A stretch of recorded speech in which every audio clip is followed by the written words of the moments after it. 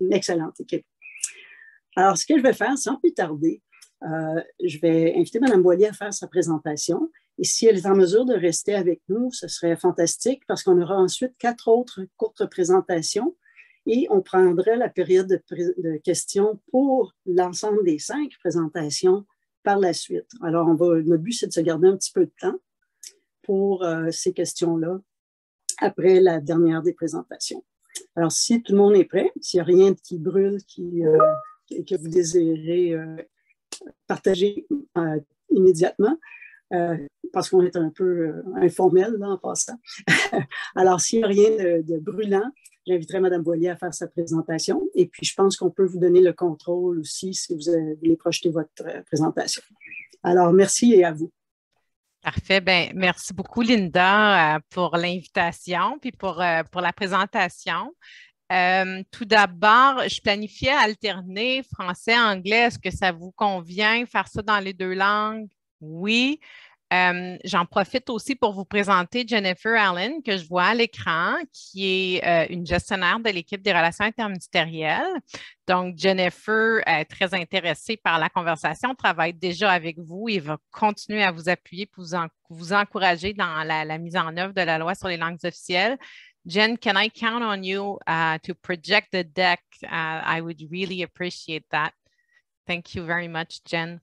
Alors, je vais essayer d'être à la hauteur des attentes. On est toujours content de venir parler de tout ce qui se branle en langues officielles, puis évidemment du projet de loi C13, parce que on a espoir évidemment qu'il arrive plus tôt que tard à l'étape de la sanction royale. Et puis, le plus qu'on prépare le terrain avec vous, puis que le travail commence en amont, bien, le plus qu'on a de chance d'avoir du succès et des résultats directs pour les communautés rapidement là, dès l'entrée en vigueur du projet de loi. Donc, on est content que vous nous preniez les devants et que vous nous invitiez comme ça.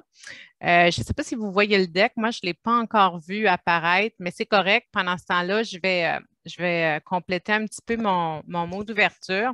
C'est sûr que there's a lot of attention on official languages right now countrywide. It's not just with the federal plan to modernize the OLA. Vous avez dû surveiller ça un petit peu. Il y a plusieurs des provinces qui ont des projets qui ont déjà modernisé leur loi. Donc, je pense à l'Ontario là, sur la loi sur les services en français. Il y a le Nouveau-Brunswick qui est en exercice de renouvellement. Il y a évidemment le Québec avec son projet de loi à 96 qui est dans le cœur d'une réforme aussi.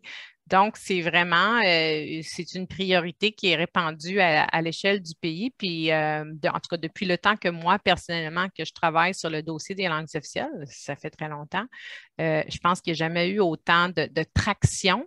Alors, c'est très emballant. On est en train de passer à l'histoire, puis on fait ça tous ensemble. Alors, c'est vraiment un beau moment. So, I don't see the deck quite yet, and that's okay because it was circulated to all of the participants, right? So plan B, I'm just going to, and it's okay. It's in the invitation. If any je peux le faire. Oui. Ah, ben oui, vas-y. Je peux le faire. Si tu me donnes le conseil, je peux partager, je vais le faire. Excellent. Merci, Alain. C'est peut-être une question, justement, de qui a accès, puis de... oui, Sarah, je ne l'ai pas reçu, moi. C'est peut-être parce que je n'étais pas sur l'invitation. Je l'ai reçu plus tard. Donc, OK. J'ai maintenant le deck de Nathalie. Ah, ben là, c'est sur l'écran. OK, merci Alain. OK. Encore une fois. Ça fait plaisir de te revoir. Et pareillement à tous.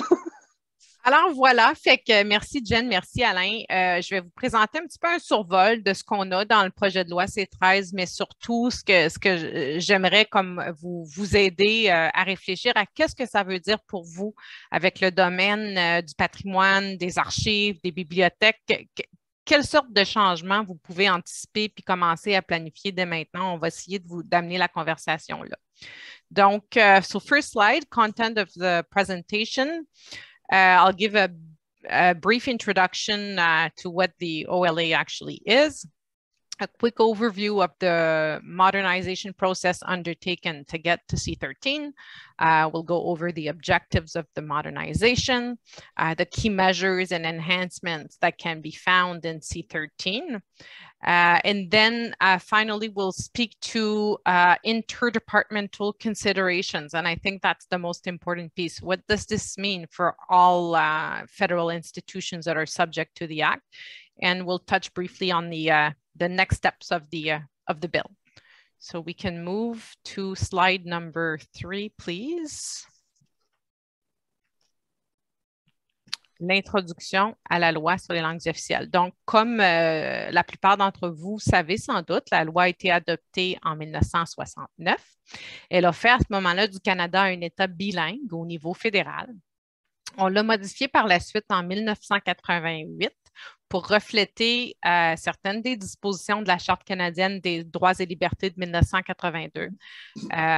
Et c'est entre autres en 1988 qu'on a ajouté les sections sur la langue de travail puis la fameuse partie 7 en appui aux communautés de langue officielle en situation minoritaire. Et il y a eu aussi des changements significatifs, mais moins exhaustifs en 2005 pour rendre la partie 7 exécutoire, donc rendre des recours judiciaires possibles en vertu de la partie 7. La loi, évidemment, fournit un cadre juridique pour appuyer les langues officielles et la modernisation puis le renforcement du régime, parce qu'on a vraiment des propositions de mesures de réforme qui dépassent le cadre législatif et du domaine administratif aussi. C'est une belle occasion de répondre à une société canadienne en évolution. Il y a clairement une évolution parce que, comme je vous disais, il y a toutes sortes de projets en parallèle un peu partout au pays sur le domaine des langues officielles. So now, overview of the modernization process. We've been working on this for a long time. We're still excited by it, but we can't wait to get to the next step. So it all began in 2019 when we launched the countrywide consultations to modernize the Official Languages Act. We visited 17 different cities across the country for roundtables and forums. And there was also a big event, a big wrap-up event in the month of May to put all the ideas back in common with about 500 stakeholders, but it was also to celebrate the 50th anniversary of the OLA, which we felt it was important to pause, reflect on all the progress so far. February 2021, we released a public reform document, which is kind of the blueprint for the reform and the modernization to give Canadians an idea of where the government was going and give them a chance to react. And so we heard back from stakeholders at that moment. And a few months later, June 2021, we introduced Bill C-32, an act to amend the Official Languages Act. As you know, the government called an election a little bit after that, and the bill died on the mort au feuilleton, on the order of paper, I believe is the expression in English.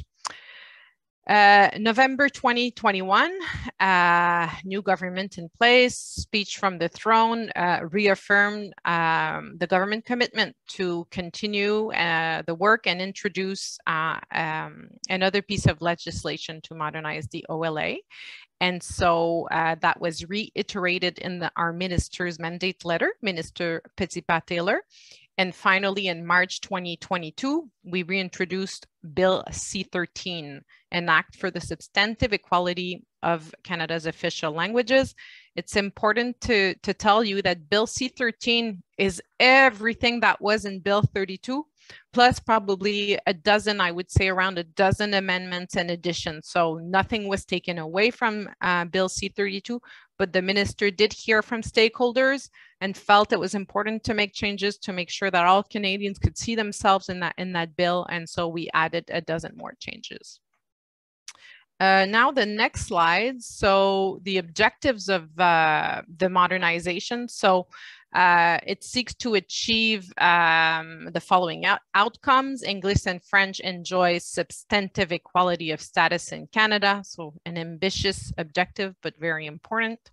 There's special attention paid to the French language in the modernization exercise. And we hope to do this notably with new rights in federally regulated private businesses, rights that promote and protect the use of French as a language of service for the consumer and also a language of work for the employees that work in these businesses in the province of Quebec and in regions designated with a strong Francophone presence. We also, some of the objectives of the modernization are to show stronger support for official language minority communities, and that includes Quebec's English speaking communities. So we reflected, we made some changes for that. And we also made changes to improve the compliance of federal institutions to the OLA by strengthening the central agency powers at Treasury Board and by expanding the powers of the Commissioner of Official Languages. So I'll speak to that a little bit more. Prochaine diapo. So key measures of the modernization. So all of these, these are large categories of measures, and they existed in Bill C-32, and so they're still reflected in Bill C-13. And there's about, just so you know, like I would say that there was 150 changes and amendments in Bill C-32. And we added, I'd say about a dozen in Bill C-13. So it's really like there's numerous amendments. So measures so that we can recognize the linguistic realities of provinces and territories. There's measures as well so that we can protect and promote French across Canada. And that reflects the historical orientation of the government to really still encourage equal use of and status of both official languages, but we're asked to pay special attention to the protection and promotion of French. Measures to encourage official language learning. As you know, the second official language learning programs are as popular as ever. Measures to support official language minority communities. Measures, I spoke about that earlier, to introduce new rights in federally regulated private businesses. Again, that's a historical piece. The OLA, as we know it today, targets the Parliament and federal institutions. There was nothing for the private sector in there. Measures to strengthen the compliance of federal institutions. Also measures to improve access to justice, and finally, measures to expand the powers of the Commissioner of Official Languages.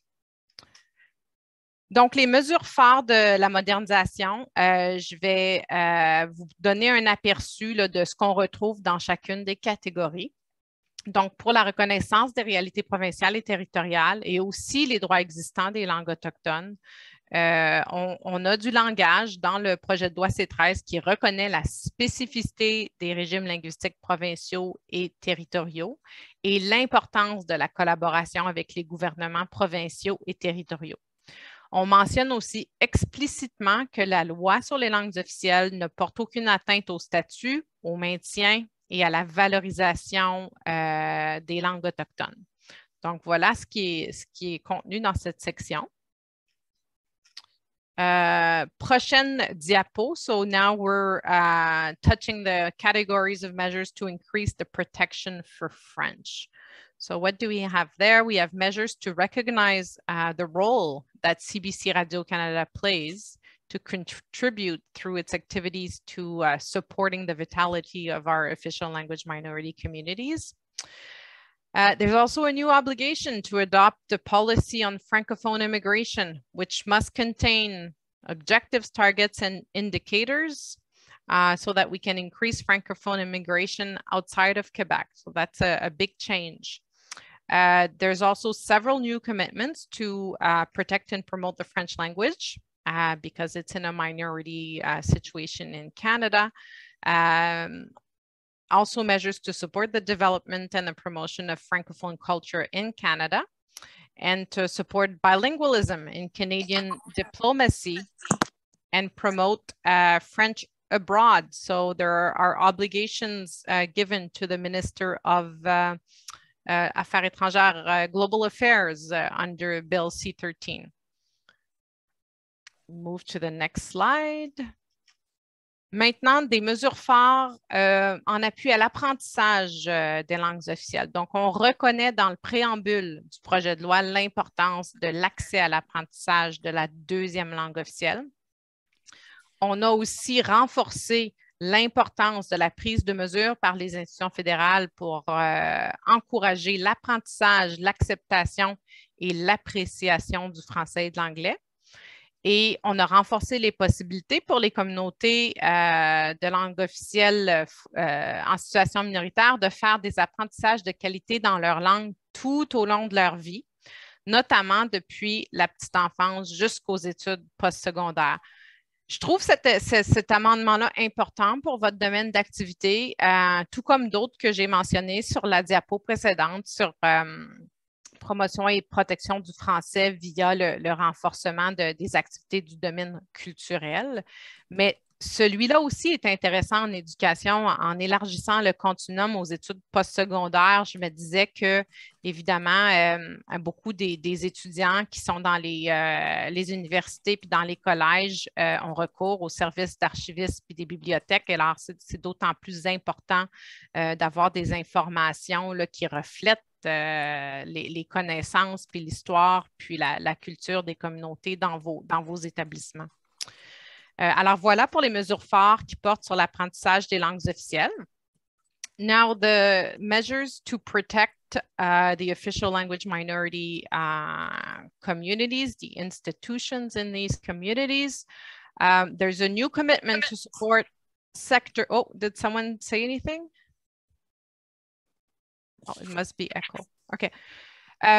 There's new sectors that are identified in the OLA in Part 7 because they are determinant, they are essential to the vitality of the official language minority communities. So before, in the current OLA, we identified the education and service sector, but now we're going further by mentioning employment, arts and culture, justice, health, immigration. So I think that's very relevant to the work that you do, and it creates expectations to put together measures, programs, and initiatives that target these sectors. There are also new commitments to contribute to an estimate of the number of children whose parents have the right to have their children receive the instruction in a minority language, what we call the rights holders. There's clarification of the responsibilities related to the positive measures to be taken by federal institutions. And that piece is, I think there's a lot of amendments that pertain to giving more precision to positive measures. And that was greatly informed by a recent ruling of the Federal Court of Appeal on a case in British Columbia. But we tried to give more precisions on what is a positive measure to help federal institutions. I'll stop there because of the time and move to the other slides. Les mesures qui touchent les entreprises privées de compétences fédérales. Alors, c'est un tout nouveau chantier là, pour le gouvernement fédéral. On a créé des nouveaux droits pour les consommateurs pour qu'ils puissent recevoir des services en français de ces entreprises-là et aussi pour les employeurs pour qu'ils puissent travailler en français dans ces entreprises-là qui ont des établissements au Québec ou dans des régions à forte présence francophone ailleurs au pays. Les balises, puis comment on va définir une région à forte présence francophone, ça va être fait par voie réglementaire un petit peu plus tard, une fois qu'il y aura la sanction royale. Et ces nouveaux droits et ces nouvelles obligations-là vont être logés dans une nouvelle loi sur l'usage du français au sein des entreprises privées de compétences fédérales. Comme j'ai dit, c'est un règlement qui va préciser le reste. Et ça a aussi pour effet, évidemment, d'élargir le mandat du commissaire aux langues officielles qui va recevoir les plaintes si jamais il y a des consommateurs ou des travailleurs qui ne sont pas en mesure de de recevoir leurs services ou de travailler en français. Et ça élargit aussi le mandat du Conseil canadien des relations industrielles qui, lui, tranche sur des différents en domaine de relations de travail et de langues officielles. Prochaine diapo. So this one speaks to what's in the bill to strengthen official languages governance, and there's a lot of talk about that amongst parliamentarians at the moment. So Minister of Canadian Heritage in Bill C-13 assumes a leadership role with the Government of Canada for the implementation of the Act as a whole. There's a role to initiate and encourage, in consultation with other ministers, the coordination and the implementation of the Act, and also responsibilities to develop and maintain, working with colleagues, a government-wide strategy, what we also know as the Action Plan on Official Languages.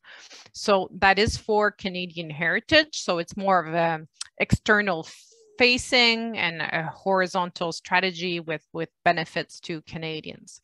Treasury Board is internal facing, and in C-13, we changed, it had discretionary powers in the current OLA, and we made those powers mandatory so that it could not only set policy instruments, directives, regulations for service to the public, language of work, equitable participation, but also for Part 7 for positive measures. So Treasury Board will now be responsible to issue policy and directives on how to implement Article 41, so to help federal institutions with their positive measures and support to the communities.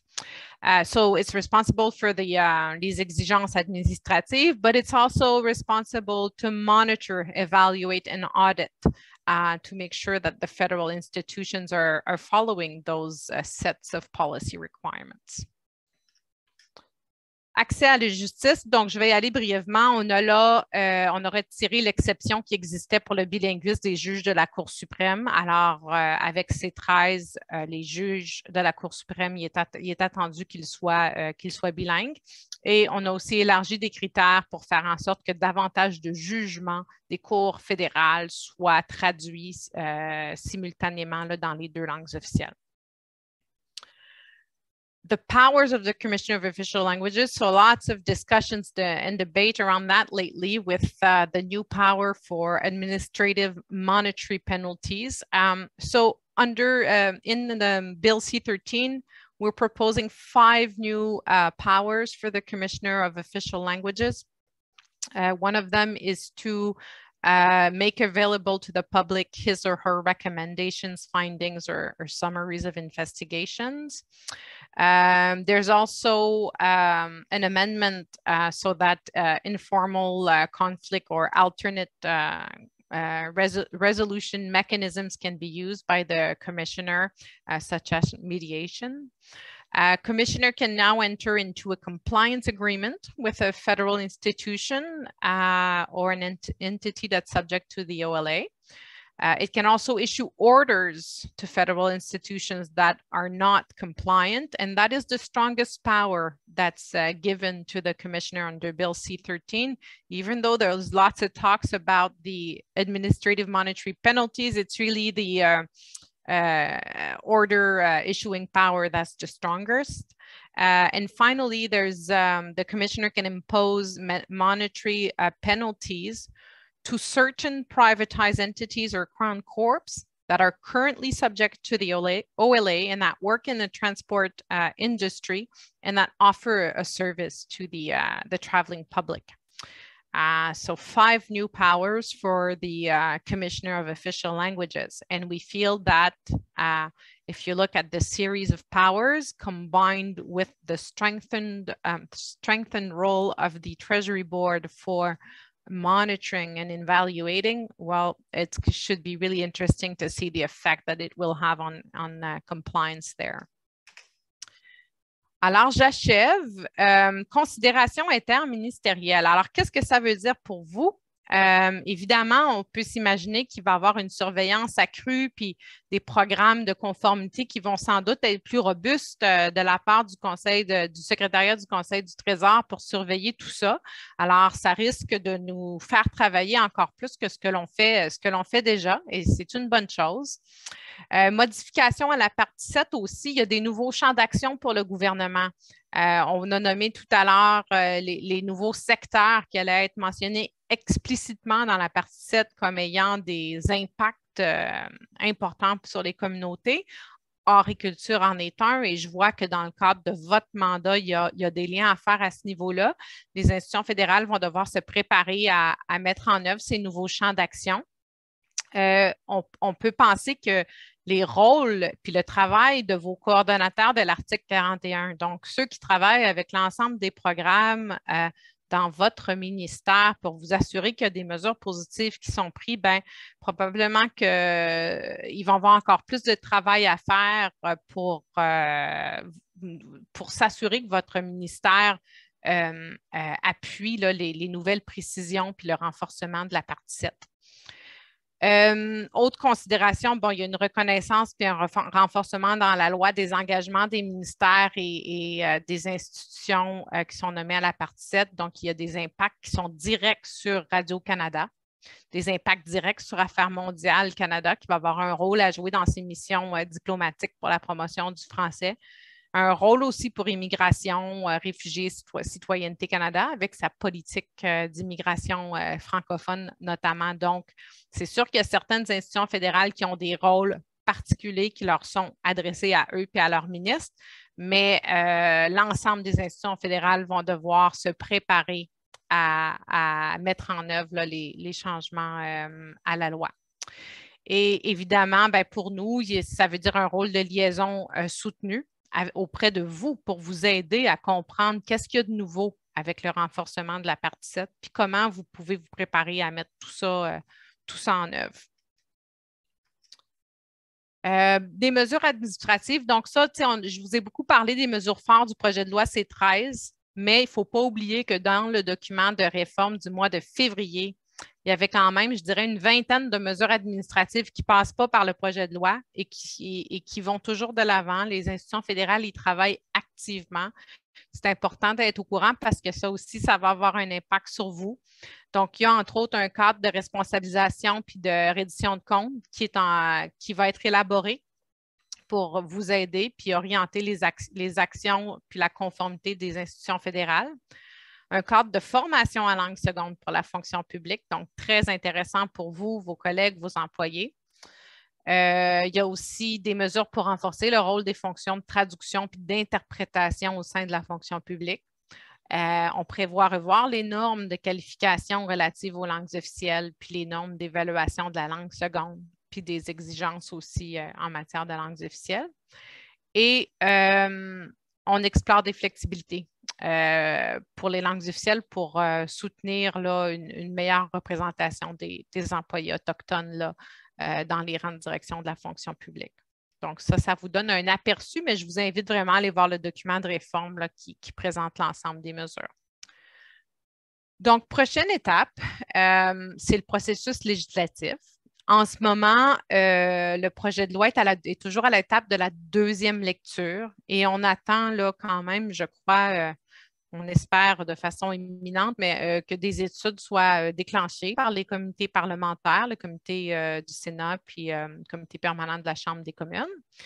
Et là, bon, c'est sûr qu'il y a de l'incertitude sur le temps que ces études-là vont prendre et puis le temps requis pour aboutir à une éventuelle sanction royale. Donc, on verra.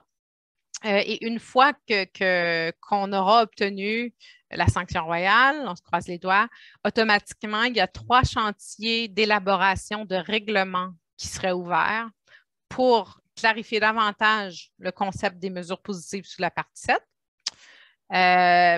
pour préciser justement les seuils, les balises pour le nouveau régime de langue de service et de travail dans les entreprises privées de compétences fédérales. Et finalement, un 3e règlement pour baliser le nouveau pouvoir du commissaire pour les sanctions administratives pécuniaires. Donc, quand même 3 gros chantiers qui vont impliquer une démarche rigoureuse de consultation. Et pour ce qui est des mesures administratives, eh bien, on s'apprête à lancer là, dans les prochaines semaines les consultations pour le renouvellement du plan d'action 23-28. Et évidemment, bien, on va compter sur le renouvellement du plan d'action pour mettre en œuvre les mesures législatives de C13 si jamais il était adopté. C'est sûr que ça dépend de son adoption, mais peu importe l'adoption ou non de C13, on va pouvoir utiliser le plan d'action, le considérer pour avancer les mesures administratives qui sont dans le document de réforme. Donc, pour vous qui travaillez dans le domaine de bibliothèque et archives, ben, d'une part, on souhaite continuer à travailler avec vous puis vous entendre sur le processus de renouvellement du plan d'action, mais vous avez l'occasion aussi de réfléchir à tous les hooks législatifs et administratifs pour proposer des nouvelles initiatives qui seraient bénéfiques là, pour les langues officielles au Canada. Alors, j'ai beaucoup parlé et j'ai pris trop de temps. Je m'excuse à l'avance et j'espère que vous allez me pardonner. Mais si vous avez des questions, ça me ferait plaisir là, de les prendre. Merci beaucoup, Sarah. Alors, so if anyone doubted how transformative this modernization of the legislation was, I think that now they have no doubt after hearing you.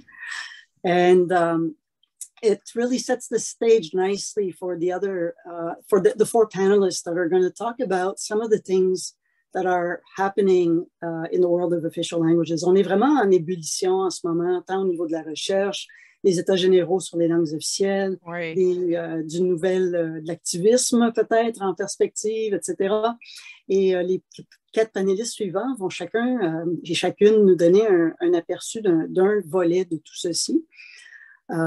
Et j'espère que vous allez pouvoir rester avec nous, Sarah, pour la période de questions. On va la faire après leurs quatre présentations. Alors, full disclosure, BAC a deux réseaux, un de bibliothèques et un d'archives qui sont en situation minoritaire, linguistique minoritaire, et certains des présentateurs sont des membres des réseaux, d'autres sont des alliés de ces réseaux qui se rencontrent 3 fois par année chaque réseau. Alors, je laisserai le soin à chaque personne au fur et à mesure de la présentation de vous situer sur leur rôle et leur rôle dans tout ça. Alors, on va y aller dans le même ordre que l'ordre du jour, si ça vous va.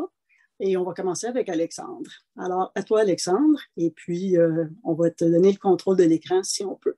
Sinon, on va intervenir comme tantôt. C'est bon. Merci beaucoup, Linda. Merci beaucoup à Sarah du message. Je le contrôle. Ça doit être ça. Ça doit être ça. Bonjour à tous. Bien content d'être là aujourd'hui. En plus, il fait beau, on a la fenêtre ouverte, un peu de chaleur, ça fait du bien, là. Je vais vous présenter un petit peu aujourd'hui le travail qui a commencé l'année dernière sur le regroupement des organismes de mémoire, de patrimoine et d'histoire des Cloisons. Mais d'abord, je vais me présenter. Je m'appelle Alexandre Chartier. Je suis le directeur général de la Société historique de la Saskatchewan, membre également de ce regroupement-là. Et je vais d'abord un petit peu parler du contexte de création et aussi des phénomènes qui ont amené en fait à cette création-là, qui évolue encore pas mal aujourd'hui. Vous verrez à la présentation, il y a un peu des images. Là, si vous vous embêtez un petit peu, vous pouvez regarder les paysages et voir où c'est. Je vous fais promener un petit peu au Canada, c'est un peu ma technique en général. Trêve de plaisanterie. Fait que rapidement, là, on va pas rappeler, c'est un petit peu les Cloisons. On connaît les deux groupes dans lesquels sont représentés à la fois les populations anglophones du Québec et les populations francophones des provinces et territoires du Canada. On parle aussi de ces communautés qui ont une présence marquée au niveau de l'histoire, mais aussi de vitalité depuis déjà plusieurs siècles. Parce que je vais insister sur la vitalité qui est entretenue par des revendications, et ça sur de nombreux secteurs qu'on retrouve en général. D'ailleurs, Mme Boilly en a parlé sur les arts, la culture, on les voit sur la diapo, mais aussi à la fois des secteurs de l'activité humaine, et aussi des catégories de public, et aussi des communautés identitaires. C'est un ensemble de secteurs, mais pas forcément, quelquefois on parle de personnes, en fait, de personnes bien humaines qu'on essaie de travailler selon leur âge, ou leur genre, ou leur typologie, en fait. Et en termes de représentation, dans ce secteur, ces catégories prennent forme d'organismes constituant personnes morales, généralement des associations, des coopératives, ayant chacun souvent des portées provinciales ou nationales. Depuis un peu plus de 50 ans, ces organisations ont formé des réseaux qui sont à la fois communautaires dans leur province ou sectoriels, plutôt au niveau national. Il s'agit notamment des fédérations qu'on connaît ou des groupes, des alliances nationales aussi, comme la Fédération culturelle canadienne-française ou le Québec Community Newspaper Association. Alors, leur rôle est essentiel. Pourquoi? Pour la promotion du secteur qu'ils représentent ou des acteurs qu'ils représentent auprès des gouvernements, des partenaires privés, des associations, etc., mais aussi de la stabilité et de la croissance des organisations membres. Là, je fais un peu le rappel, c'est souvent l'introduction. Je vais rentrer dans le cœur des choses, vous allez voir. Mais je voudrais quand même noter la représentation du patrimoine à travers les organisations, les activités essentiellement très hétérogènes au niveau des provinces et des régions. Et qu'il y a divers modèles communautaires qui se sont formés dans chacune des régions et des provinces en fonction de leur histoire, qui leur est vraiment propre. Et là, on voit ces variétés qui ont influencé la constitution des organismes patrimoniaux des CLOSOM, alors que ce soit en fonction, avec des fonctions et des rôles quelquefois très différents et très variés. On va retrouver des régions des prairies ou des régions d'Acadie dont le fonctionnement du patrimoine et de la mémoire est assez différent quand même. Au niveau provincial, le secteur est représenté par des sociétés d'histoire ou des musées et c'est très souvent soutenu par des centres universitaires comme des centres de recherche. Par contre, au niveau national, et là je souligne, le secteur du patrimoine des communautés minoritaires de langue officielle en situation minoritaire est l'un des derniers secteurs à ne pas avoir de représentation officielle. Je vous parlais du second phénomène aussi au niveau du contexte qui agit sur les organisations du patrimoine, des CLOSOM, au sein des communautés. Je pense que tout le monde le sait, le reconnaît, le patrimoine, l'histoire ou la mémoire agissent de deux manières. D'une part, on y comprend le patrimoine au sens d'une pratique scientifique développée par des personnes engagées, des professionnels, généralement placés sous des sociétés, des universités. Et par contre, dans un deuxième temps, on y voit le patrimoine comme une expérience culturelle. Et ça, c'est cette expérience culturelle qui est la plus accessible et la plus visible, parce qu'elle est tout simplement plus populaire. Au sein des communautés, donc le secteur du patrimoine n'est pas valorisé de la même manière, est très souvent méconnu du public et ça contribue grandement à la fragilité qu'on connaît tous aujourd'hui. Le troisième phénomène, et on va rentrer dans le cœur un petit peu, se situe dans la représentation et l'implication des organismes du patrimoine dans l'espace communautaire. Et par exemple, à aucun moment, là, c'est quelque chose à remarquer, les termes comme histoire, patrimoine ou même mémoire sont interprétés ou même écrits dans les indicateurs de vitalité des CLOSOM jusqu'à aujourd'hui. Je vous invite à les consulter, vous verrez qu'il y a comme un manquement de ces mots-là. Les indicateurs sont pourtant à la base des orientations du programme d'appui aux langues officielles et des relations interministérielles au sujet de l'appui aux langues officielles. Et que je voudrais remarquer aussi qu'en mai 2021, le commissaire aux langues officielles, Raymond Théberge, constatait que les aspects du patrimoine et des bibliothèques comme indices de vitalité n'avaient pas été considérés au même titre que les indices démographiques et géographiques. C'est des aspects importants à commencer à se mettre en tête et dans l'avenir, comme disait Mme Boily, à commencer à considérer en final le patrimoine, la mémoire et l'histoire dans ces indicateurs de vitalité. Alors, encore une fois, Raymond Théberge proposait 3 pistes, 3 réflexions qu'il avait, qui étaient pour tout intéressantes. Il parlait d'inclure les organisations du patrimoine dans l'élaboration de toutes les politiques. Alors, c'est ce qu'on appelle le concept du par et pour, qu'on connaît bien, qui est déjà mis en application. Et le deuxième est l'accès à des services dans leur langue et des ressources humaines compétentes. Alors là, on parle par exemple particulièrement des archivistes ou des historiens, des bibliothéconomes. Là, c'est intéressant parce qu'en situation minoritaire, et je le vis au jour le jour presque, c'est extrêmement compliqué de recruter des personnes spécialistes, compétents et bilingues. Et on parle à la fois pour des communautés, des organismes comme le mien, des CLOSOM, mais aussi des partenaires, par exemple en archives, qui sont de la majorité, mais qui souhaitent développer des services bilingues. C'est extrêmement compliqué pour eux aussi de recruter des personnels bilingues compétents. Alors, le troisième aspect, on parle de soutenir correctement l'interprétation et la communication de l'histoire. Alors là, on retrouve bien sûr les musées, les présentations du moins, mais c'est d'un soutien qui quelquefois est très méconnu ou très ignoré, en fait, de la part de certains appuis. Alors, c'est des aspects qui sont à souligner. Depuis plusieurs années aussi, on assiste à un élan de croissance autour des activités liées du patrimoine. constat du terrain, on voit un relan d'intérêt des populations minoritaires. Ils ont besoin de renforcer le sentiment d'appartenance et c'est un sentiment d'appartenance qui se retrouve à leur histoire. Alors, comment on peut vraiment nous connaître sans nous connaître notre histoire? Vous connaissez un petit peu la maxime grecque, c'est exactement dans ce même ordre d'idée. Quand on parle d'inclusion des immigrants, des nouveaux arrivants, quand on parle d'implication des francophones de langue seconde ou des anglophones de langue seconde, etc., c'est souvent par le prisme de l'histoire ou de la mémoire qui est un facteur presque prioritaire, en fait majeur, pour développer de l'inclusion. Et c'est souvent très ignoré. Aujourd'hui, on y retrouve un élan qu'on retrouve beaucoup dans les activités communautaires. Je voudrais aussi remarquer que depuis 2013, plusieurs sociétés historiques ont été créées. Donc c'est très récent, on parle en Alberta, au Yukon, en Colombie-Britannique, mais aussi des comités de préservation du patrimoine en Saskatchewan, en Ontario, au Québec. Donc il y a un élan assez national sur cet effet-là. Et cet élan-là, ce qui est intéressant de voir, c'est la manière dont ça peut illustrer le concept d'Alain Roy, qui est dans la salle aussi, là, sur la vitalité mémorielle. En effet, les communautés se structurent pour renforcer un écosystème en matière de mémoire et de patrimoine. Et donc, l'objectif est d'établir une vitalité de la mémoire collective à travers des activités, des services communautaires qui sont adéquats. Alors, en 2016, plusieurs organismes patrimoniaux ont ressenti le besoin de renforcer leur collaboration et leur relation afin de partager leurs connaissances. Et c'est là, le 10 mars 2021, je note une date comme si c'était l'événement majeur, mais c'est un petit peu ça pour nous, là, à la suite d'une rencontre qu'on a eue avec une rencontre nationale organisée par Bibliothèque et Archives Canada. On était 15 organismes en fait, patrimoniaux de l'ensemble du Canada et on a décidé d'entreprendre des démarches officielles pour former un réseau national.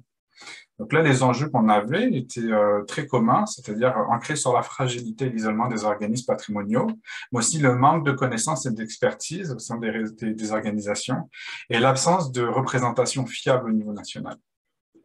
Alors, les membres fondateurs du groupe sont des organisations qui se consacrent entièrement ou partiellement au patrimoine. Ça comprend des sociétés d'histoire, des archives, des centres de recherche, des réseaux patrimoniaux, des organismes communautaires et des organismes nationaux. C'est vraiment très varié, il y a un catalogue très varié et c'est un aspect intéressant en termes de fonctionnement qu'on va voir après.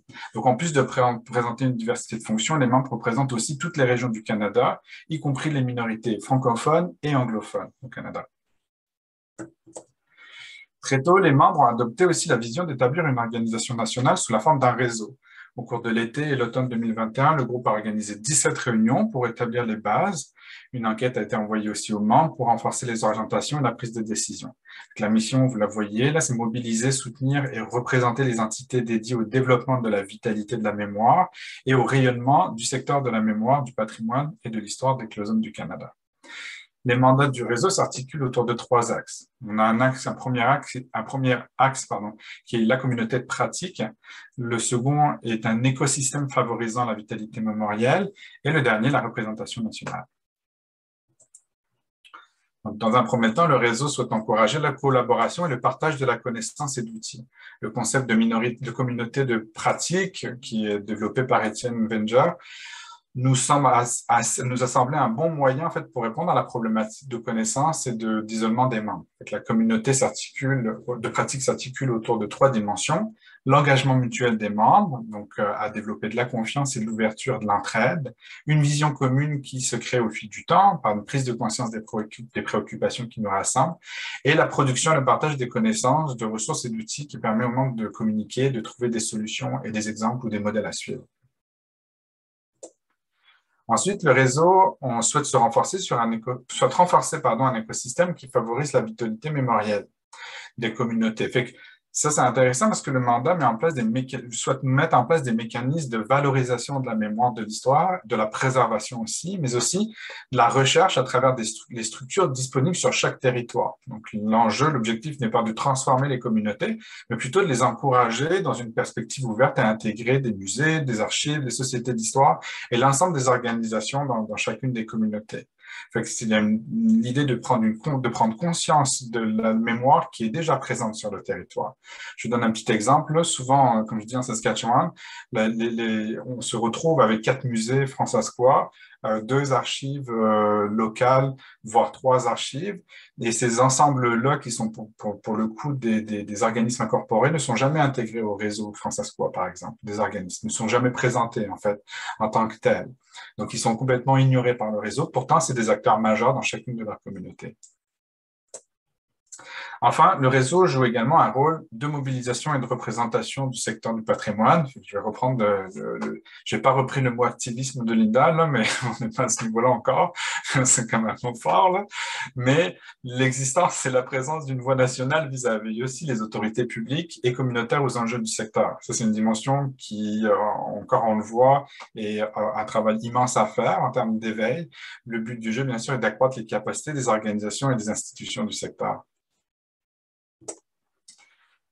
Prochaine étape, 2022, c'est pas mal une année de décollage en finale, puisque le réseau va bientôt être incorporé. On est en train d'y travailler sur le mois actuel et le mois à venir, et on est en train de mettre en œuvre un premier projet.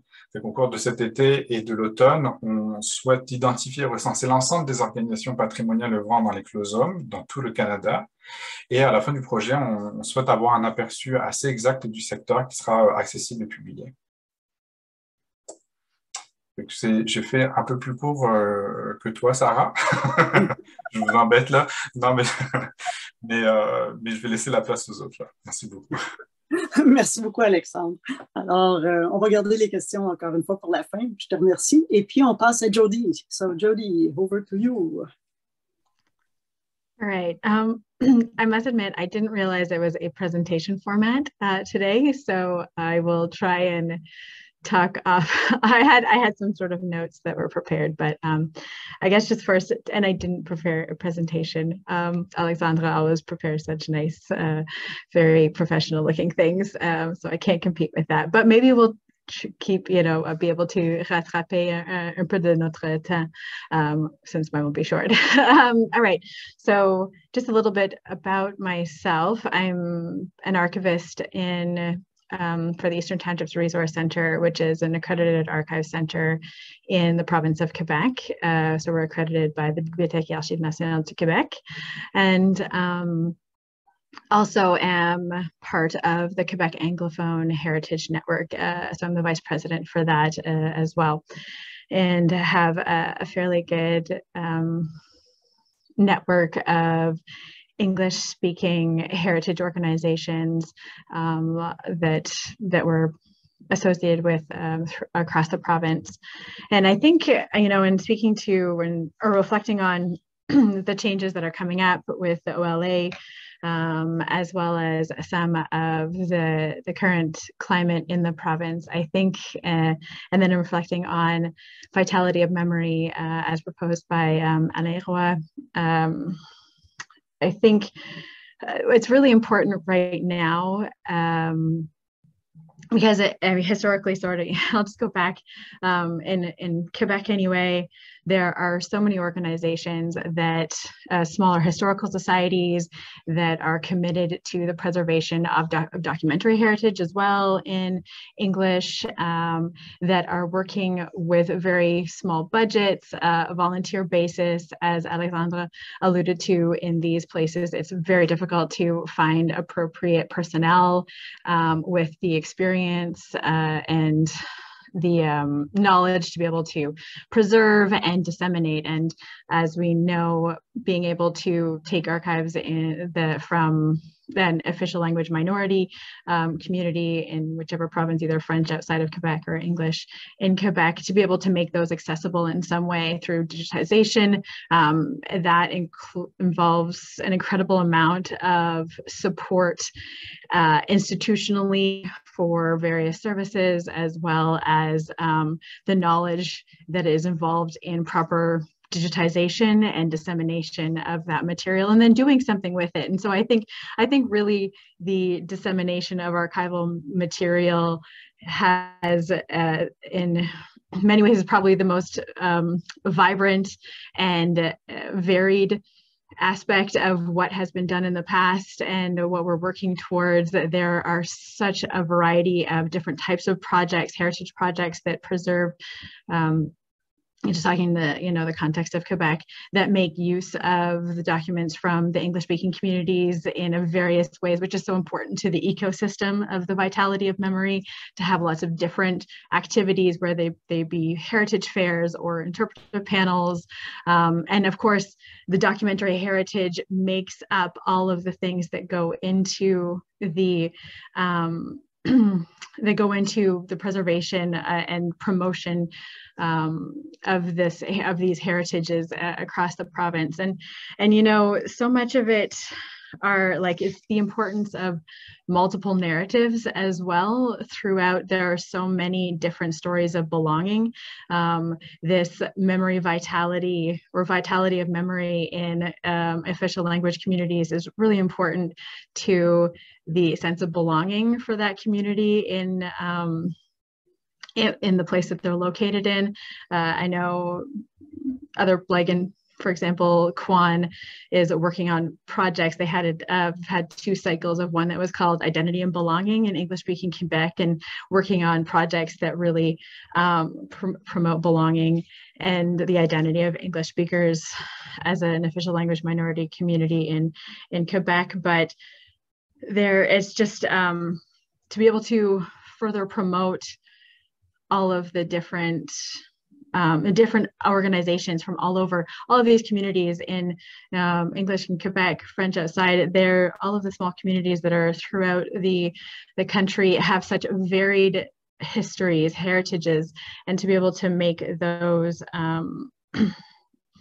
to promote those and to really bring them into the vitality of their communities is significant and something to work towards as well. And I think also, just in the future as we move forward, to have for these small organizations to have more of an understanding of the importance that they're playing in the the vitality of memory of their communities, in the ecosystem of the heritage and belonging of official language minority communities, that is so significant, because so many of them, I know in Quebec, and I would think that probably similar to in other provinces as well, are working as hard as they can, but they're limited, they're volunteer run often, and so just to be able to have something,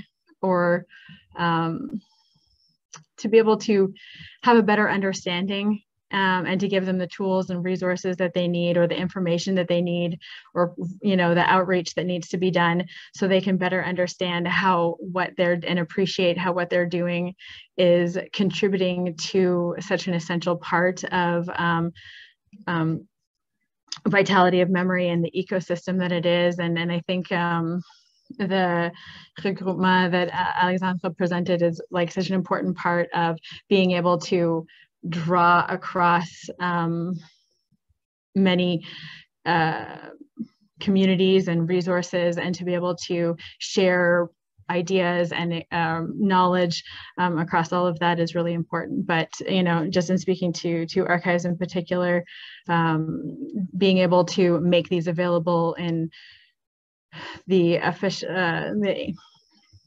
English or French minority communities, and to be able to promote them, it's important, and it involves a lot of support that isn't always huge projects, but sometimes smaller ones that are more accessible and easier to accomplish. And maybe that's also involves more collaborative projects, of course, across these different organizations as well.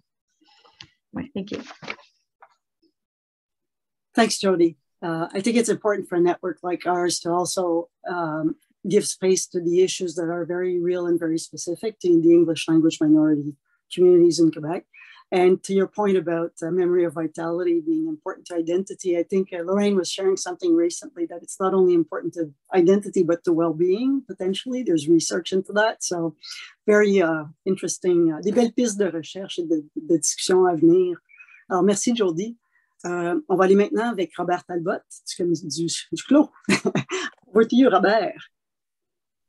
Merci beaucoup, Linda. Thank you, Jody and Alexandre and Sarah aussi pour toutes les présentations. That really helps give the context. What I'm going to talk about, I hope to expand a little bit on some of the things that Jody and Alexandre and Sarah spoke to about the importance of memory vitality, le travail des archivistes, des bibliothécaires, de la recherche, que ça se voit un peu dans les chiffres, and more specifically in the data for we see that for the communities themselves, but also for the general population too, I think.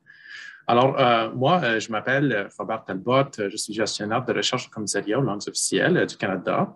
I'm going to give a presentation in English and French today. I'll be switching back and forth between the two languages. I'll try to do this quickly. I'll kind of plow through some numbers here. But I just wanted to say that if you do, if there was something that I spoke to and you'd like me to repeat it in the other official language, si vous souhaitez que je répète quelque chose dans l'autre langue officielle, please don't hesitate to ask. Juste, j'aimerais confirmer qu'on peut voir mon écran, the first slide there. Sondage, je crois que oui, I see people nodding, thumbs up, merci. Puis Alexandre, il faut que je note, j'ai ma petite épinglette française là. Je l'ai remarqué. That's great, thanks. So what I'm going to present today, so first I have to say, je suis ni archiviste, ni bibliothécaire, mais je suis chercheur et aussi historien par formation. So I like to think that I have some appreciation for the importance that archival and historical research can have for official languages. And for support for official languages among communities, but also within the general population. And I think that we can see that in a public opinion survey that we did recently on official languages, where we asked a whole bunch of questions on all sorts of stuff. And some of those had to do with history in particular, and the results are very interesting and encouraging. And I think to the point that Jody was raising for researchers and groups to see the importance of the work that they're doing in the big picture, I think we can see it a bit in this data. I'll get to that shortly. Alors là, juste pour expliquer en bref, le sondage sur l'opinion publique qu'on avait fait, notre objectif, c'était d'évaluer les opinions des Canadiens, to compare results with a 2016 survey that we did to see how opinion has evolved, and then also to pose a limited number of new questions. Methodologically, again, I'm going to do this really quick. It was a dual research program. On avait un sondage probabiliste par téléphone mené auprès de 1500 Canadiens avec une marge d'erreur de 2,5%. And then we also had a national online survey of 1,500 respondents. The data were weighted. And what I'm going to show here is primarily from the telephone survey, unless otherwise indicated. So the first question that we asked was, well, do you support the Official Languages Act? Or more specifically, would you say you support the objectives, the basic objectives of the Act? Et j'avoue que j'ai trouvé les résultats très encourageants. En fait, on peut voir à travers le pays un niveau d'appui assez fort, from 78% in Manitoba and Saskatchewan to 95% in Quebec. And that these rates were similar to or virtually unchanged statistically, because any changes were within the margins of error. Alors, dans l'ensemble du pays, en 2021, par téléphone, 87% des gens avaient dit qu'ils appuient les objectifs de la loi sur les langues officielles. En 2016, c'était 88%. Alors, on peut voir que ça n'a pas changé. On a maintenu un niveau d'appui encourageant. And I have to admit, in the context of, let's be honest, 5 years of an increasing majoritarian populist discourse that doesn't always bode well for cultural linguistic minorities, in the context of a pandemic that has tested everyone's patience, j'avoue que j'étais très encouragé de voir que le niveau d'appui pour la loi sur les langues officielles était demeuré aussi fort que ça. So people supported the act, and when we asked them why, the results were very interesting. And I think will be a particular interest to this group. Alors, parmi ceux et celles qui ont dit oui, j'appuie les objectifs de la loi aux langues officielles, on a demandé pourquoi. And we asked them first a spontaneous open question. So the respondent could say, it wasn't a list, the respondent could say what they thought or how they felt spontaneously. And the most common reason, there was a whole variety, you know, different people have different reasons for supporting the Official Languages Act. It could have to do with services. It could have to do with, well, there are different people who speak the different languages. Mais la raison la plus commune est celle-ci, que la loi reconnaît l'histoire du Canada, l'histoire et le statut du Canada comme pays bilingue.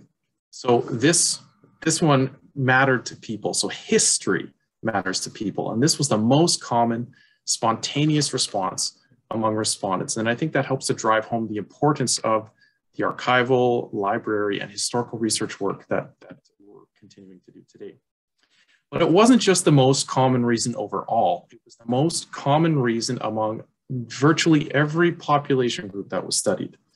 Alors, dans toutes les régions étudiées, en Atlantique, au Québec, en Ontario, au Manitoba, en Saskatchewan, en Alberta, en Colombie-Britannique, c'était la raison principale de l'appui à la loi sur les langues officielles. You can see the percentages here.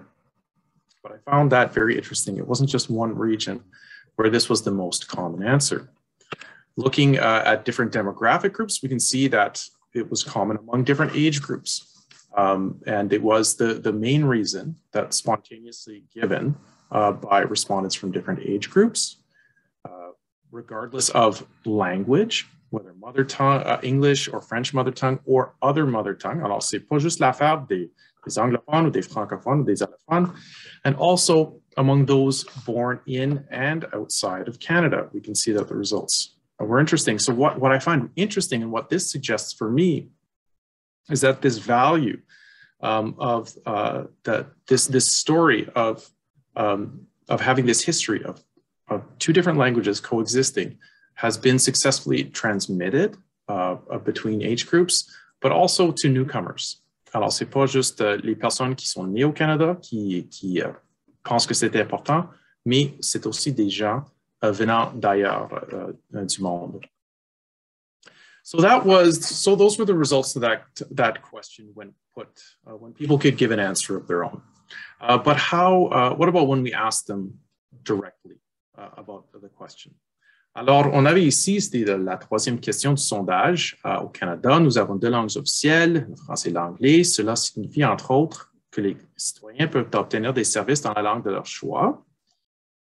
Je vais vous lire une série d'énoncés sur le sujet. Veuillez indiquer si vous êtes fortement d'accord, plutôt en désaccord ou fortement en désaccord avec chacun des énoncés. And so we had a whole battery of statements asking respondents whether or not they agreed. One of which was the following. Comme le français et l'anglais font partie de notre histoire, il est logique qu'ils aient un statut égal. So because English and French are part of our history, it makes sense that they have equal status.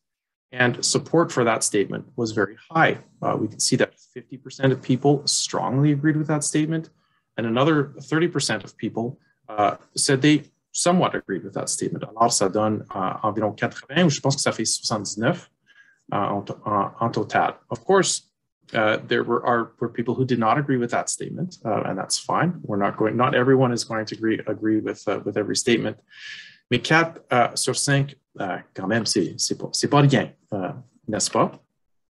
So again, so when asked that, when having that idea put forward directly, most people, 4 out of 5, agreed with it. And again, in all regions, we can see high levels of support in all regions studied. And sorry, I'm doing this fast, but I'll be happy to return to these slides later if anyone wishes me to. And then among different demographic groups, chez les plus jeunes, les personnes plus âgées, les personnes qui avaient l'anglais ou le français ou une autre langue comme langue maternelle, you can see that it's higher among some groups, but it's at least 7 or nearly 75% among all groups here. Et encore une fois, chez les personnes nées au Canada et chez les personnes nées à l'extérieur du Canada, les gens étaient d'accord avec cet énoncé que le fait que le français et l'anglais font partie de notre histoire, il est logique que ces deux langues aient un statut égal. So the point I'm trying to make here is that history still matters to people, and it matters for people's support for the Official Languages Act. We can't, however, take this for granted. As we can note here, in the 2016 survey, support for that statement was at 84%. In 2021, 79%. Now that's change is still within the combined margins of error. So we can't get too excited about that change, but the point there is just to say that we can't take that for granted. Further to that point, not taking things for granted, the sense of history ou l'existence des communautés à travers le pays, le travail archivistique, historique, le travail des bibliothécaires, tout ça est important pour contrer entre autres les mythes et rappeler aux gens, faire rappeler aux majorités que les communautés existent, that these communities have strong vitality and sense of place and sense of history. So to that point, there are some important myths that persist, and I think that's where researchers, archivists and librarians, knowledge disseminators can have a role to play in countering some of these problematic myths, two of which I'd like to highlight here, and that I think are potentially among the more problematic myths for official language minority communities. Cette mythe ici, au Canada, en dehors du Québec, le français n'est plus au deuxième rang des langues les plus couramment parlées derrière l'anglais. Something that's not true. French remains the most common language in Canada, including in Canada outside Quebec. But most people in our survey, including most francophones, thought that that was not true. So we have some work to do on that front. Pour la minorité anglophone au Québec, I think this is a problematic myth. The English-speaking minority in Quebec is more socioeconomically privileged than the French-speaking majority. That might have been the case half a century ago, but it is no longer the case today. Malgré ce fait, on peut voir qu'un sur deux francophones croient que c'est vrai. So again, we have work to do. And I think that really falls to researchers, to archivists, to librarians, and knowledge disseminators to help do that. And I'm happy to see that il y a des mesures dans la nouvelle loi qu'on va avoir qui vont peut-être nous aider avec ces efforts. So I'll wrap it up there, and if there are opportunities for questions, I'd be happy to elaborate on any of that. Merci. Merci beaucoup, Robert. Hyper intéressant pour le public qui est ici aujourd'hui. Je suis certaine qu'il va y avoir des suivis, si pas aujourd'hui, de façon bilatérale après notre rencontre. Et maintenant, ça nous amène à Victoria, our last panelist. Alors, à toi, Victoria. Et puis, ensuite, on va essayer de trouver quelques minutes pour des questions. Très bien. Merci beaucoup, Linda. Share screen. Est-ce que je pourrais partager l'écran? OK. Mais tout d'abord, je voulais vous dire bonjour et vous remercier également de m'avoir invité à participer à ce panel très intéressant. J'apprends énormément, je prends des notes. Je ne fais pas partie personnellement de ce regroupement, mais je suis très contente de savoir qu'on est bien représenté par Madame Marthe Brideau, qui est ma bibliothécaire en chef. Donc, moi, je suis Victoria Volkanova. Je suis bibliothécaire à l'Université de Moncton depuis maintenant 17 ans. Donc, pendant ces années, j'ai eu plusieurs postes, mais là, ces dernières années, je suis bibliothécaire de référence et aussi responsable du dossier de la communication savante et tout ce que ça englobe ce concept. Je voulais également reconnaître que l'Université de Moncton et ses 3 campus sont situés sur le territoire non cédé des Wolastoqiyik, Malécites et des Mi'kmaq. Donc, j'ai tenu à le faire. Alors, moi, on m'a demandé de vous parler un petit peu de projet de recherche qui a été effectué récemment, qui était sorti l'année dernière. Donc là, je vais lancer la présentation. Et c'est ça, share.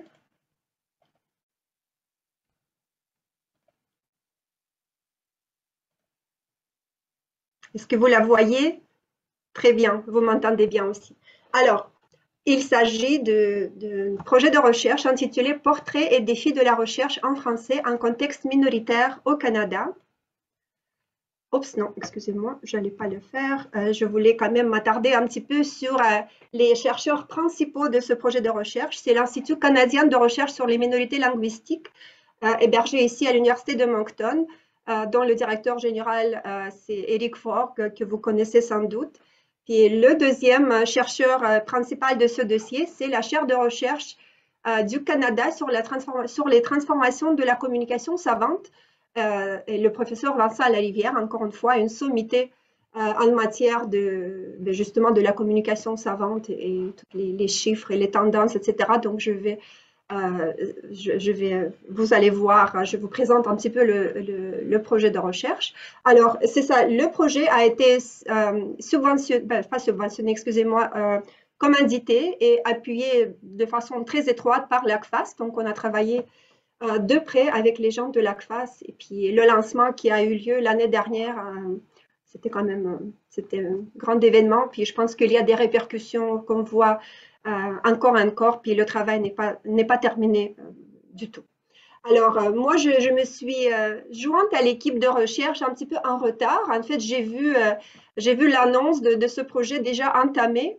Puis, moi, en tant que bibliothécaire, puis aussi passionnée par tout ce qui est la communication savante, la recherche en français, étant donné que je travaille également dans ce milieu.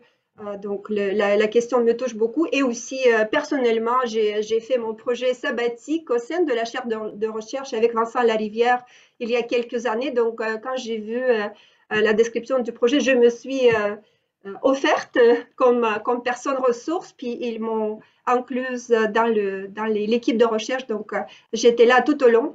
Mais vous allez voir que les bibliothèques universitaires font pas partie comme telle de ce projet. Donc, ça parle plutôt des chercheurs, des professeurs universitaires.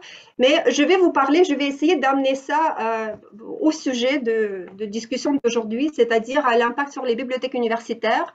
Et d'ailleurs, j'ai rédigé une réflexion à ce sujet qui était aussi publiée par l'ACFAS. Donc, ça a ramené un petit peu les résultats de ce projet vers les bibliothèques. Donc, vous allez voir que c'est quand même tout est lié. Puis ici, on parle des communautés entières. Puis on a les chercheurs, on a la recherche en français, on a les bibliothèques universitaires.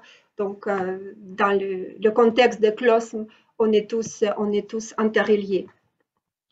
Alors, très rapidement, l'objet de l'étude, c'était de brosser un portrait de l'espace de la recherche en français et analyser les défis. J'essaie de bouger, excusez-moi, je vais juste… OK. Et analyser les défis et les besoins des chercheuses et des chercheurs d'expression française en milieu minoritaire au Canada. Puis là, on parle du milieu minoritaire pour le français, donc c'est hors Québec. Les principales méthodes utilisées, c'était tout d'abord l'analyse de diverses informations disponibles sur la langue de diffusion des travaux de recherche, sur la langue des revues, et la langue dans laquelle sont rédigées les demandes de subvention. Et la deuxième méthode, la deuxième grande partie du projet, c'est un sondage mené auprès des chercheurs d'expression française.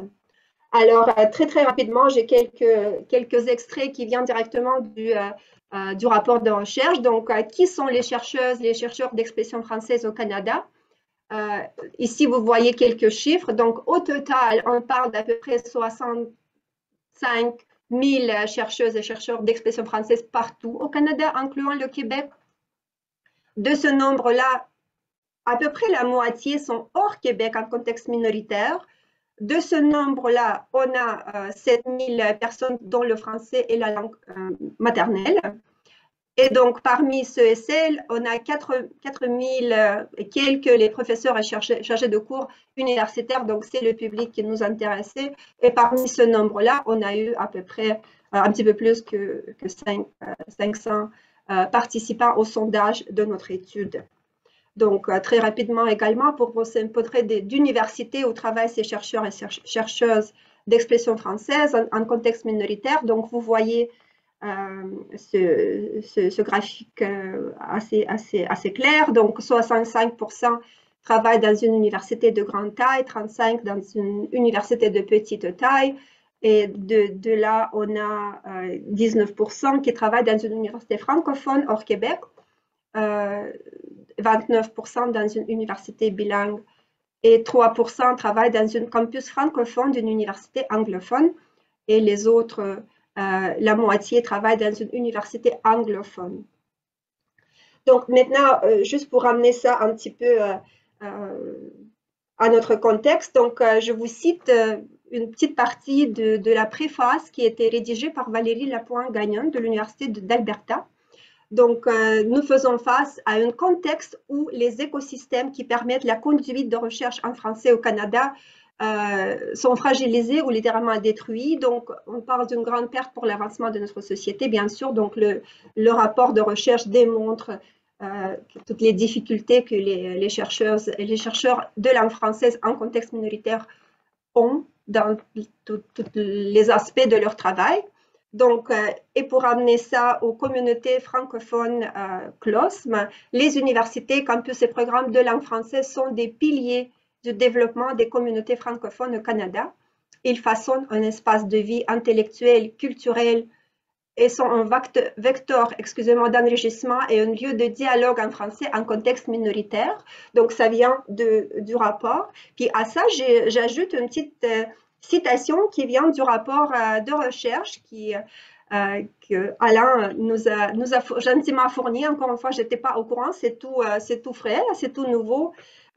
Vous êtes sans doute au courant de ce projet de recherche. Donc, ça nous ramène aux bibliothèques universitaires des CLOSM. Donc, les bibliothèques universitaires jouent un rôle important dans le soutien à la vitalité des CLOSM, tout d'abord en leur donnant accès à des collections des services et en numérisant des collections pertinentes pour les CLOSM. Donc là, j'ai vu quand même beaucoup d'échos entre les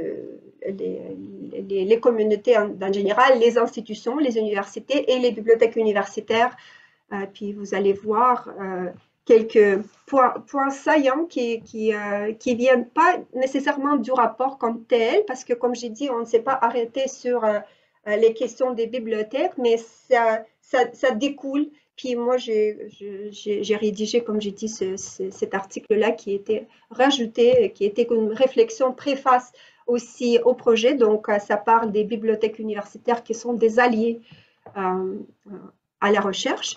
Alors, nous, on sait parfaitement que les réalités et les défis des chercheuses et des chercheurs sont corroborés par et reflétés dans les réalités et les défis des bibliothèques universitaires francophones du même milieu. Donc, on est là pour desservir nos chercheurs, puis on fait face à beaucoup des mêmes défis et des réalités.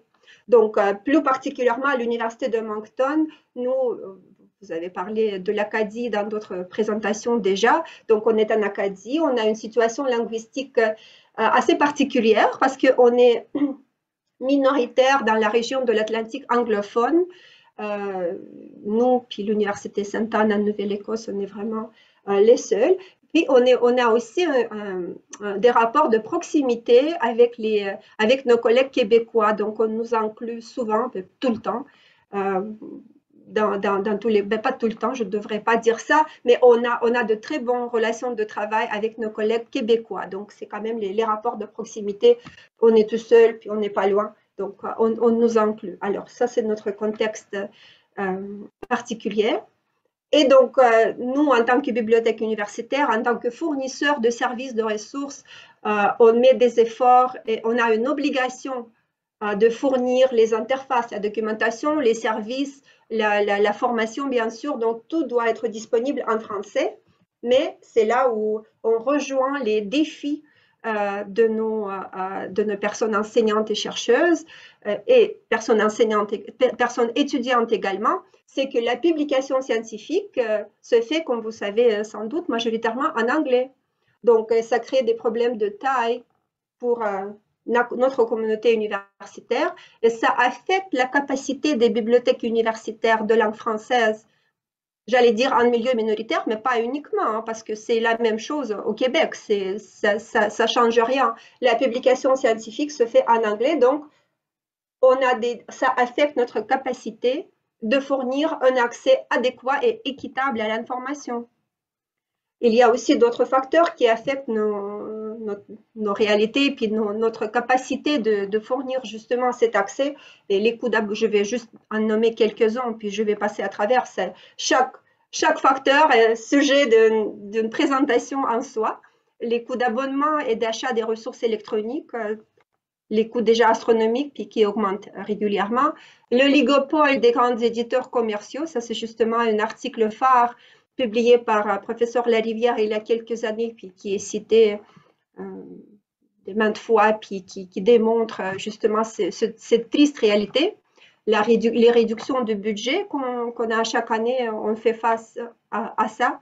les licences, quelque chose qui est ressorti de façon très frappante pendant la pandémie, c'est les licences restrictives et les façons très propriétaires d'accès au matériel pédagogique, donc qui est vraiment sous l'égide des éditeurs commerciaux, puis qui ont leur façon propriétaire de gérer ces accès au matériel pédagogique, aux textbooks, manuels de cours, etc. Donc ici, juste pour ramener ça un petit peu, pour faire les échos avec le rapport, donc ça c'est une visuelle, une image qui vient, des constats qui viennent de l'étude, donc sur la langue de revue savante créée au Canada depuis 1960, mais comme vous voyez tout de suite, seulement 8% des revues qui ont créé au Canada ont été créées, qui sont de langue française. Et ça, c'est depuis 1960, mais depuis, dans les dernières années, en tout cas, ça inclut les dernières années aussi, mais vous voyez quand même la disparité flagrante. Une autre façon de regarder, de voir aussi la publication scientifique, on a parlé de la langue anglaise qui est prédominante. Donc ici, tout d'abord, tout à l'heure, on a parlé des revues qui sont créées de langue française, seulement 8%, nouvelles revues. Ici, c'est les articles, c'est le pourcentage d'articles canadiens qui sont publiés dans les 40 dernières années, donc à partir de 1980. Et donc, vous voyez déjà qu'on est,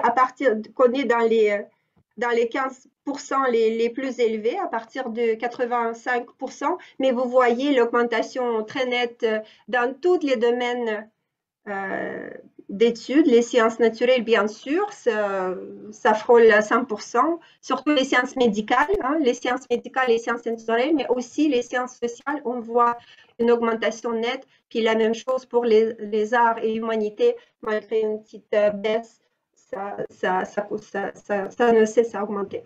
Alors, ça, c'est la réalité à laquelle on fait face lorsqu'on offre l'accès à l'information, à la littérature scientifique à nos étudiants. Puis, il faut leur dire d'emblée que, écoutez, il faut que vous lisiez tout ça en anglais parce qu'il n'y a pas de littérature scientifique en français. Pas beaucoup, pas beaucoup. Voilà, ça vient aussi du rapport « Qu'est-ce qui motive les chercheuses et les chercheurs à publier en anglais ?» Mais vous allez voir très rapidement, mais ça, c'est toutes ces raisons-là, plus grand auditoire, les publications sont davantage citées parce que justement, plus grand auditoire, oui, crédibilité sur la scène internationale, faire avancer la carrière, avoir de meilleures chances d'obtenir des subventions. Ça, je n'ai pas mentionné dans ma présentation, mais la langue des subventions, les demandes de subventions en français souffrent beaucoup, justement parce qu'il n'y a pas, en tout cas, il y a des disparités dans ce sens également. Voilà, donc pour revenir aux bibliothèques universitaires,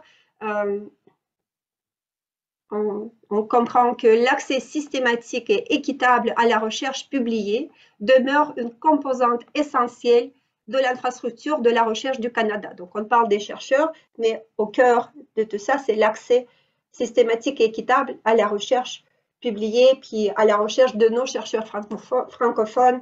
Et donc, ça, c'est le rôle des bibliothèques universitaires. Donc, quelques pistes de solutions, d'amélioration qu'on essaie de poursuivre. Donc, on parle beaucoup de la science et de l'éducation ouverte. Donc, on parle des ressources éducatives libres, comme je dis tout à l'heure, les accès propriétaires au matériel pédagogique, mais pour contrer à ça, les ressources éducatives libres, les REL, ont pris beaucoup de l'ampleur dans les dernières années, justement dans les 2 dernières années. Ça fait très longtemps qu'on parle du libre accès à la recherche, puis on continue, les avancées continuent dans ce sens. Les dernières années, on vu beaucoup de ce qu'on appelle des accords transformatifs, les transformative agreements avec les fournisseurs, avec les éditeurs, ce qui permet aux auteurs qui proviennent de nos institutions de publier en libre accès gratuitement ou avec beaucoup de rabais. Aussi, troisième élément, c'est la gestion des données de recherche durable, équitable également. Ça vient c'était ça existe depuis longtemps, puis on en parle, mais depuis l'année dernière, c'est la politique des 3 grands conseils de recherche sur la gestion des données de recherche, justement, qui est sortie, donc qui nous guide dans ce sens, puis nous, on essaie d'aider nos institutions de participer dans le développement de la stratégie institutionnelle, puis d'aider nos chercheurs également de bien gérer leurs données de recherche, qui sont guidées par le motto, si vous voulez, les données de recherche aussi ouvertes que possible, mais aussi fermées que nécessaire. Bref, donc ça c'est dans la direction sciences, éducation ouverte, puis aussi une autre thématique qui est beaucoup, pas thématique, mais une autre direction qui est beaucoup en discussion, puis on essaie de faire le virage plus dans ce sens, c'est les principes IDEA, c'est l'inclusion, la diversité, l'équité et l'accès. Donc ça c'est pour tous nos services, pour tous nos ressources, etc. Mais j'ai vu un écho justement dans le rapport de M. Roy. On parle de l'accès linguistique, donc c'est là où on s'en sert également avec le français comme langue d'enseignement, puis langue de lecture. Donc l'accès linguistique, il faut s'assurer qu'on fournit ça également. Et voilà, donc ça conclut ma présentation. Je vous laisse avec quelques liens justement vers le rapport. Il y a le rapport long, à peu près 127 pages, puis le rapport sommaire, puis aussi ma petite intervention sur les bibliothèques, les alliés de la recherche. Un gros merci, Victoria. Quoiqu'il y ait des données et des constats qui soient un peu troublants, mais mieux vaut le savoir que de l'ignorer. Alors, je vous remercie tout le monde, toutes les panélistes, ainsi que Sarah Boily qui a fait la présentation d'ouverture.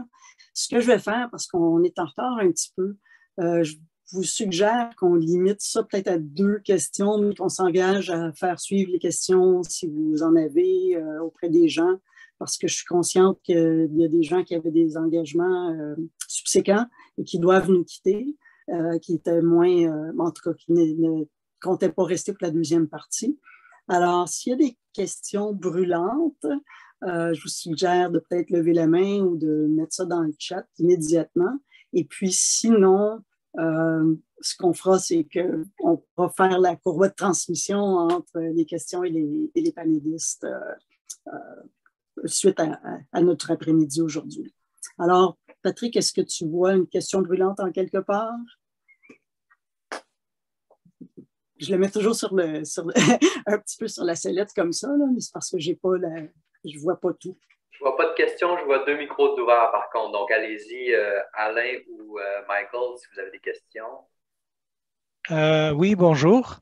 Je suis Michael Affar et je travaille comme bibliothécaire au commissariat aux langues officielles. J'avais juste une petite question pour Madame Volkanova concernant comment vous avez compilé les noms des recherchistes francophones.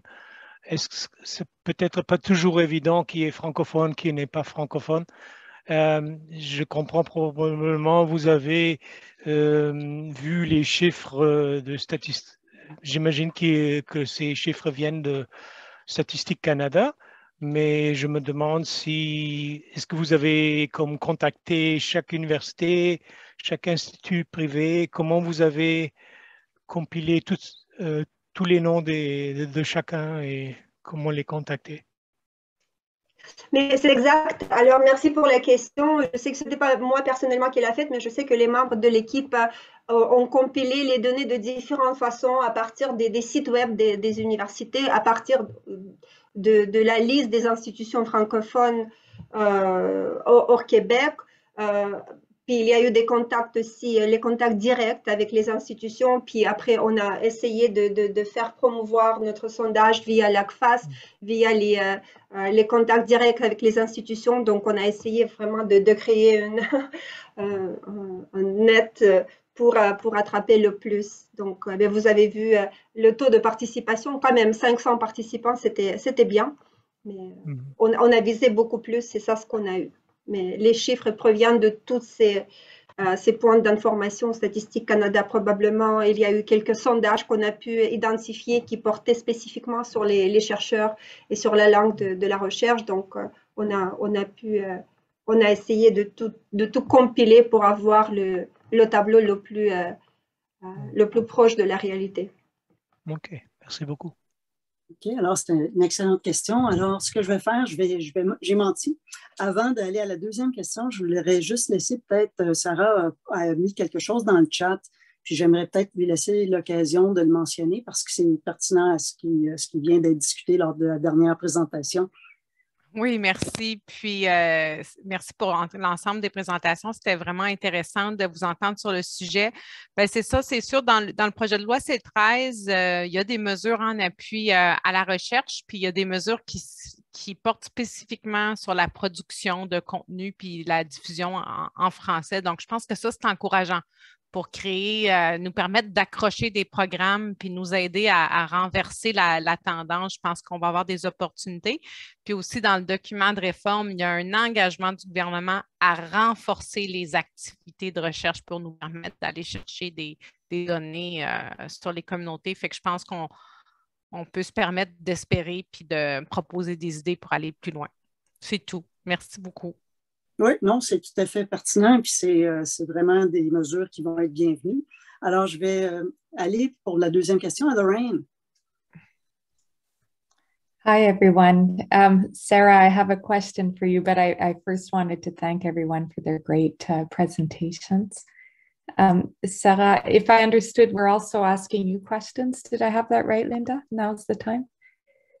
Yes, Sarah, I'm of course following je mélange mes langues, là, le renouvellement de la loi officielle sur les langues officielles, and I've been following very closely Alain Roy's development of the concept of vitality of memory. And what I'm wondering is if my understanding, my brief reading of C13 was, it seems to me there are a couple more references than before to history in the law. Am I dreaming? And if so, is there, can we hope that shows it in part the influence of Alain's fantastic fundamental work on that topic? Yes, absolutely. A good observation. Those wordings and the nuance that were added in the bill, that was done for Bill C-13. You didn't find this terminology in Bill C-32. And in fact, it was specifically to address, primarily to address some of the concerns we heard from the English-speaking minority of Quebec. It's helpful, and I think it works for all official language minority communities, but it was to respond to what we heard from the English-speaking Quebecers who felt that they wanted to, they needed to showcase the heritage and the history and get help from the federal institutions to do that. So it was deliberate and important. Excellent news. Thank you so much. Mm-hmm. Oh, good lobbying efforts from the part of our colleagues in Quebec. Good job.